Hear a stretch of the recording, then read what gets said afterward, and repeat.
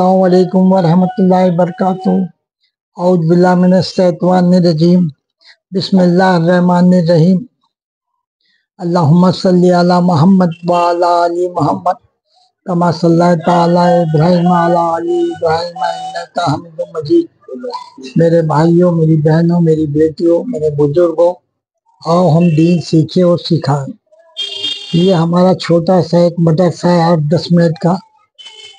इस पे अल्लाह पाक हमें कामयाबी अता फरमाए और आप लोगों को भी सुनने की हिम्मत ताकत अता फरमाए और मुझे भी कहने की तौफीक अता फरमाए, हक व सच बात कहने की तौफीक अता फरमाए।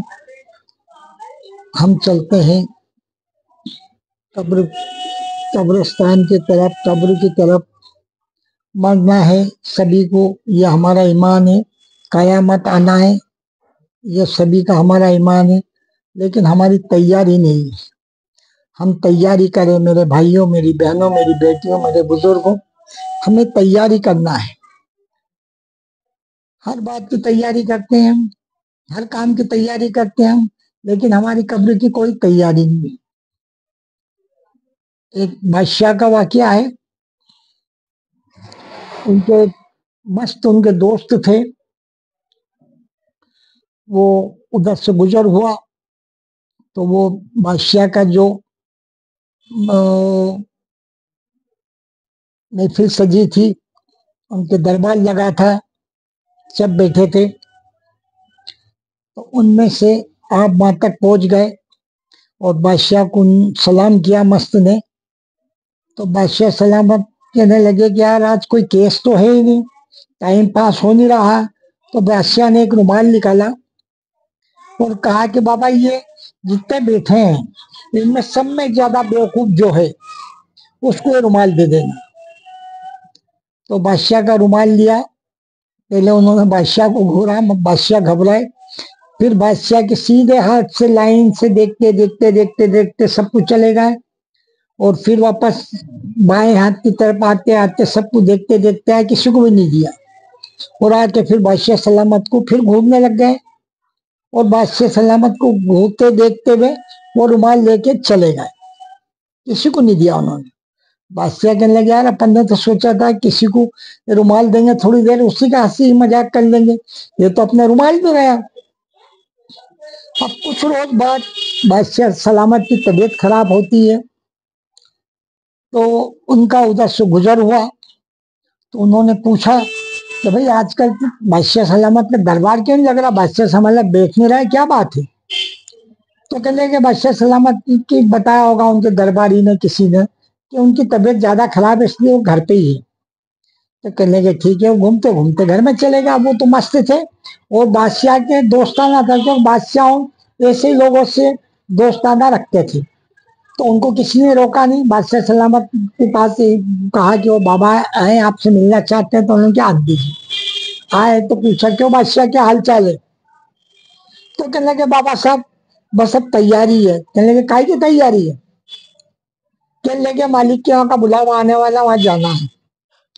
तो कहने लगे वहां जाना है? तो कहने लगे हाँ। तो कहने लगे वहां की कोई तैयारी करी कि नहीं? जाने की तो तुमको तैयारी मालूम है, तुमको लग रहा है ऐसा कि मेरी तबीयत नासाज है, मेरे बदन इजाजत नहीं दे रहा, मेरा जहन इजाजत नहीं दे रहा है, मेरे हाथ पैर इजाजत नहीं दे रहे, कमजोर हो गए, तुमको महसूस हो रहा है, लेकिन तुमने वहां की कोई तैयारी करी? तो कहने लगे बाबा साहब कैसी तैयारी, कोई तैयारी नहीं। तो कहने लगे आप यहाँ से शिकार खेलने जाते हैं तो 2 रोज पहले आपके नुमाइंदों को पहुंचा देते हैं कि भाई हम जहाँ शिकार खेलने जा रहे हैं वहां जाके देखो पेड़ कैसा है, वहां पे अपन बैठ के शिकार करने के लिए नीचे आपने टेंट तंबू जो भी लगाना, आपका फल फ्रूट खाना पीना पहले 2 रोज पहले इंतजाम करके पहुंचा देते हो जाने से पहले। कहने लगे जी बाबा। कहने लगे ये जो हमेशा के लिए जाना है वहां की कोई तुम्हारी तैयारी नहीं, जो हमेशा के लिए जाना वहां से वापस नहीं आना है, उसकी तुमने कोई तैयारी नहीं करी, और 2 रोज शिकार खेलने जाते हो उसकी तुम तैयारी करते हो। तो कहने लगे हाँ बाबा। तो कहने लगे तुमने उस रोज दरबार में मुझसे कहा था ना कि इसमें जो सब में बड़ा बेवकूफ हो उसको बाबा ये रुमाल दे दो, ये तुम्हारा रुमाल पकड़ो, तुमसे बड़ा बेवकूफ है कोई? बादशाह ने हैरत अंगेज से महसूस किया, तौबा तिल्ला की अल्लाह से, तो ये मेरे भाइयों, मेरी बहनों, मेरी बेटियों, ये तुमको आपको वाकया सुनाने की मेरा यही मकसद था कि हमारी कब्र की कोई तैयारी नहीं है।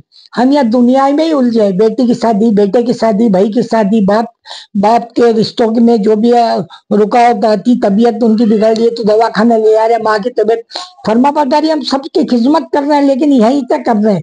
हमारा वहां का जहाँ जाने का एक पल का भरोसा नहीं है। मेरे भाइयों, मेरी बेटियों, मेरी बहनों, हमें एक पल का भरोसा नहीं है। मेरा आका हुज़ूर सल्लल्लाहु अलैहि वसल्लम ने कहा कि सलाम आप एक तरफ फेरेंगे, अस्सलाम वालेकुम रहमतुल्लाह, और मौत वो कब्ज हो गई, आप दूसरी तरफ भी सलाम फेरने की गुंजाइश अल्लाह नहीं देगा। और हमारे मुगालते हमको ना मालूम क्या क्या हमने अरमान सोच रखे हैं, क्या क्या हमारी बेटी की शादी की तैयारी करी, क्या क्या हमारे बेटे को तैयारी शादी की करी, हम लग जाते हैं 4 महीने से। तो मेरा कहने का मकसद आपसे यही है कि मेरे भाइयों और बहनों, हम कब्र की तैयारी करें, माँ का इंतजाम करें, माँ के थोड़े अल्लाह और अल्लाह के रसूल को राजी कर ले हम। तो राजी क्या कैसे करेंगे कि हमारा आप पे हम खुद सर्च करें कि हमारी दिनचर्या के क्या काम है, क्या हम कमा रहे हैं, क्या हम खा रहे हैं, कितना हम झूठ बोल रहे हैं, कितना हम सच बोल रहे हैं, कितना हम वादा खिलाफी कर रहे हैं, कितना हम वादा फर्मा बरदारी कर रहे हैं। इस पे ध्यान दें हम दिन भर के, इस पे। और फिर सोचे कि सुबह से लेकर शाम तक हमने कितने वक्त की नमाज पढ़ी, कितनी हमदर्द लोगों की जरूरत पूरी करी,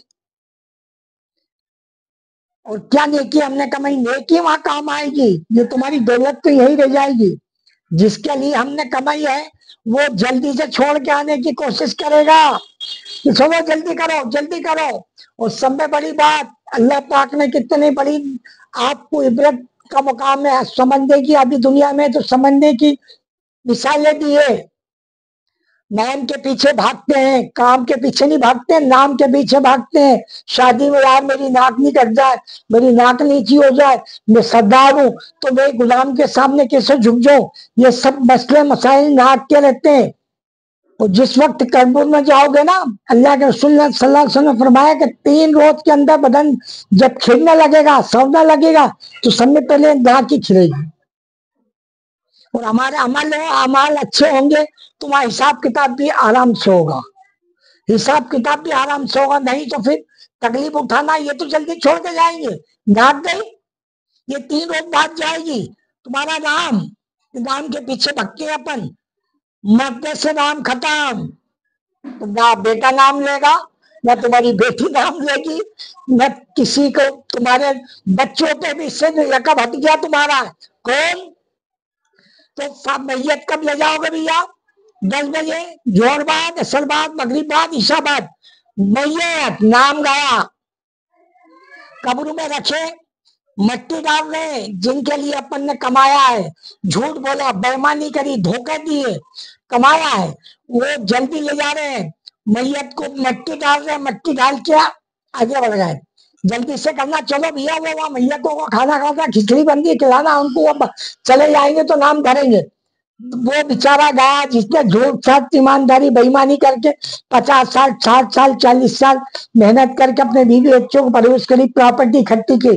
वहां कोई कब्र में जाने के बाद ना कब्र में कोई अलमारी रखी जाएगी, ना कफन में कोई जेब है। तो मेरा आपको यही थोड़ा सा सुनाने का मकसद था कि हम जाग जाएं और अल्लाह के वास्ते अल्लाह और अल्लाह के रसूल को पहचाने, और नमाज से लग जाए, 5 टाइम की नमाज पढ़े और तौबा तिल्ला करें, अल्लाह कबूल कर ले। ये मेरी आपके आगे थोड़ी सी मैंने दीन की बातें रखी है। आपको अच्छी लगती है हमारे मदरसे का तो आप इसको शेयर करें, फॉलो करें, लाइक करें, क्योंकि ज्यादा से ज्यादा लोग देखें इसको, सबाब जारिया लोगों तक पहुंचाए। अस्सलाम वालेकुम।